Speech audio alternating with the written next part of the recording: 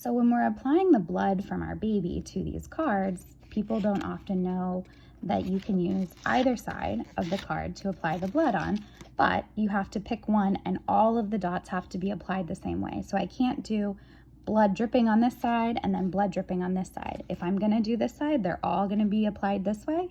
And if I'm gonna do this side, they're all gonna be applied on the back side. So either way is fine.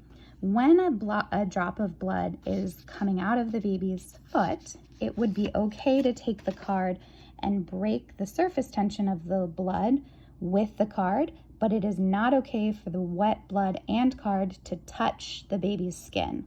So if we were thinking about a big, nice drop, you could just wait and let gravity drip it. That takes a little bit more finesse and definitely more patience. But if I'm gonna break the surface tension of that drip, I just need to make sure I don't actually then touch the skin with it. So I'm gonna just show you. So if we were gonna do, we're gonna use some food dye as my drips. So if I was, let's see how close I can get this to the camera. So if I was doing my baby and it, let's see, hang on. Let's see how I can get this better so you guys can see a little bit. So, okay, so if I have my drip, right, I can take that drip and let it fall, and then I run the risk of missing, right? But if I take my drip, that same drip, and I break that surface tension, oh, you guys can't see, break that surface tension, but I don't touch the card, then that's okay, right? And the goal is that we're getting our blood drops to be nice, big, juicy blood drops.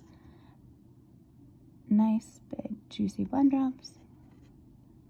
Now, ideally, you guys aren't using droppers, so it's not gonna look super pretty.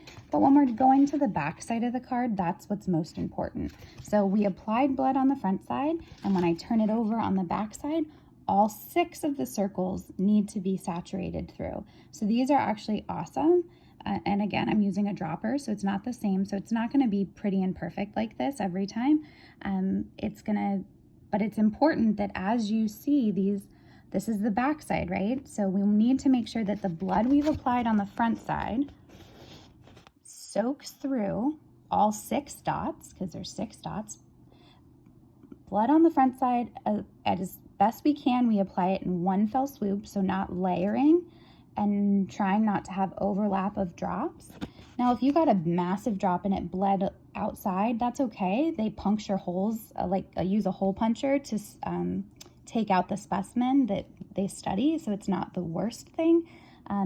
But at very minimum, we have to make sure we've saturated the front side, we turn it over, and we look for saturation on the back side. So if it's not a sufficient drop, what you will actually see is that the back side isn't saturated as well, and even potentially those little, the whole circle won't look the same as the front side.